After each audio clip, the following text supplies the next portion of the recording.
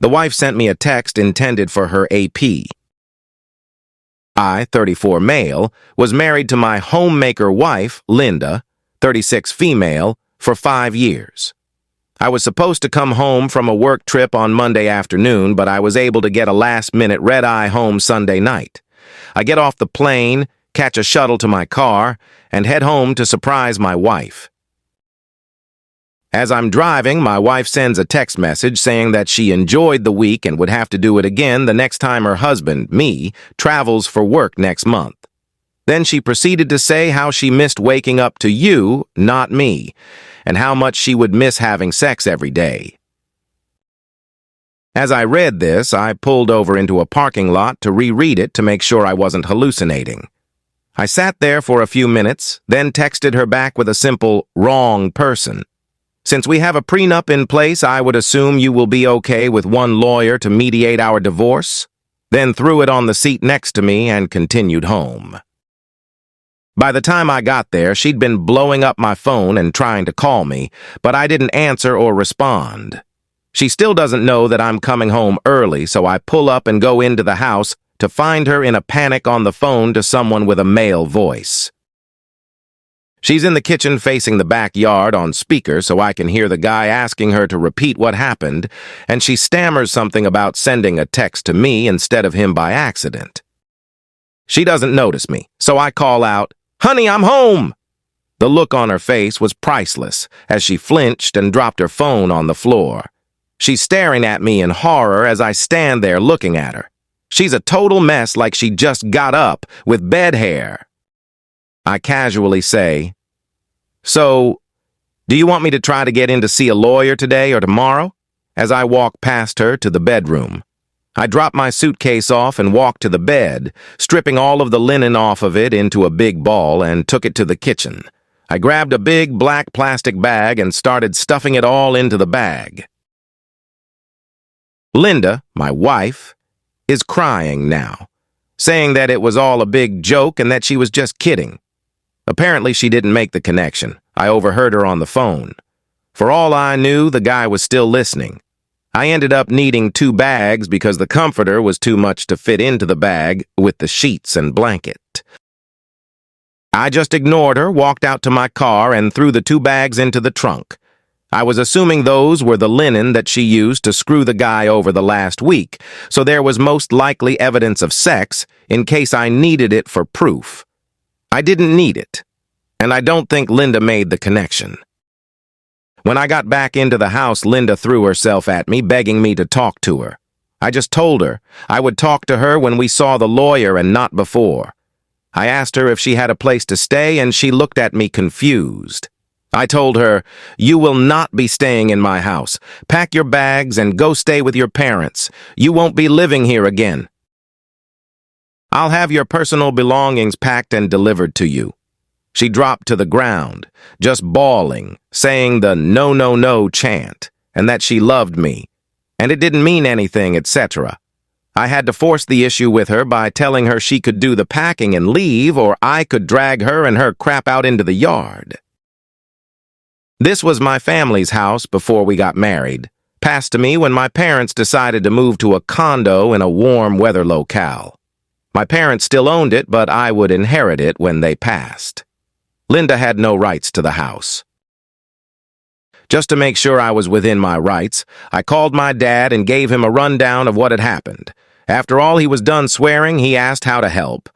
I told him I needed him to text my wife, he has her number, and tell her that she was to vacate the home. Of course, she could probably have dug in and made us go through an eviction, but that wouldn't have been smart for her, and she knew it. Linda packed her bags and went into the garage. She started digging around for the key to her car and couldn't find it because I had taken it from her purse while packing. The problem with Linda is that she's lazy when we go car shopping. She never wanted to go through the hassle of sitting with me to do the actual paperwork. That meant both of our cars were in my name. I didn't feel like I needed to allow her to take one of them because of her cheating. To top that off, both of the car payments were coming from my personal bank account, so screw her. I told her to her face that both cars were in my name, so she could call her parents or get an Uber. She was still freaking out and started to yell at me for being mean to her. I got right down into her face with mine and, with my voice shaking, told her that she didn't want to push her luck with me. She backed off and I held out my hand and said, "Phone." She looked even more shocked and said, "No." I asked her who purchased the phone because I knew I could prove I did. It was on my credit card. I told her she could have the old phone in the drawer and get her own line since I was yet again the only one on the T-Mobile contract. She reluctantly handed over the phone and got the old one out of the drawer. I would later find all kinds of info regarding the affair because, like I said, Linda is lazy and always uses one of 3 passwords. In this case, it was the last 4 of her SSN. I escorted her out and stood there blocking the door until her dad and mom showed up. When they got out of the car, Linda was in hysterics again and ran to her mom. Her dad walked up to me with a stern face and asked what was going on. I pulled out my phone and showed him the text message she sent me. His face was ashen after reading it, and he nodded, said he was sorry, and they left once Linda's stuff was loaded. That was the last time I spoke to my now ex-wife, and it wasn't until later that week that we met at the lawyer's office for mediation. This was my second marriage. After the nightmare of the first one, I had told Linda early on when we were dating that I'd never marry again without having a prenup. She seemed non-committal, but didn't object since it was fair. We simply divided bank assets evenly, and each person would be responsible for their own credit cards and debt in their name. We had no shared cards. I had the bulk of the debt on mine since Linda only used hers for going out with friends and Starbucks, etc. It also stated that there would be no alimony or access to the other's retirement for any reason if there was a divorce. I'm simplifying this since the doc itself was multiple pages. The lawyer we hired as a mediator took into account all of our purchased assets and weighed them against the prenup.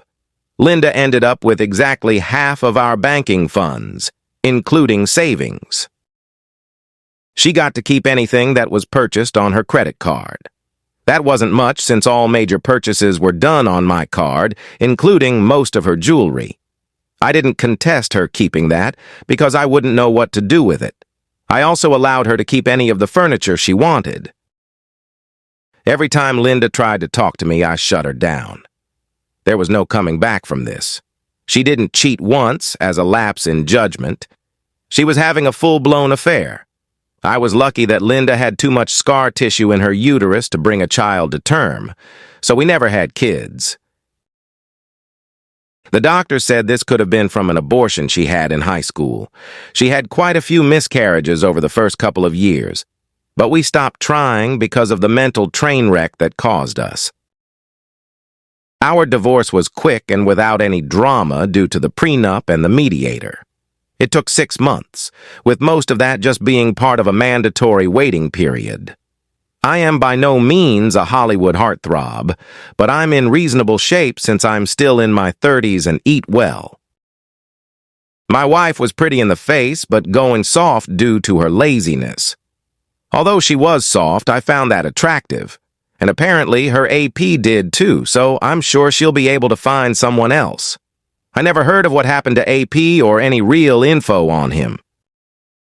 Linda said they stopped seeing each other because he had heard her screaming about how it was a mistake and how much she loved me after she'd dropped the phone. I'm guessing that she was telling him something different and he opted out. That's my story. At the end of the day, I probably sounded like I didn't care or love Linda, but I did. It hurt me a lot to go through this, but I unfortunately had walked the divorce road in my early 20s. Strike 2, I guess. Wishing all of you living with this crap the best. Remember to call your prenup an equitable marriage contract, since it doesn't have the same stigma. The lawyer said they are way more common now than people think. I only post unique new content. Please like and subscribe.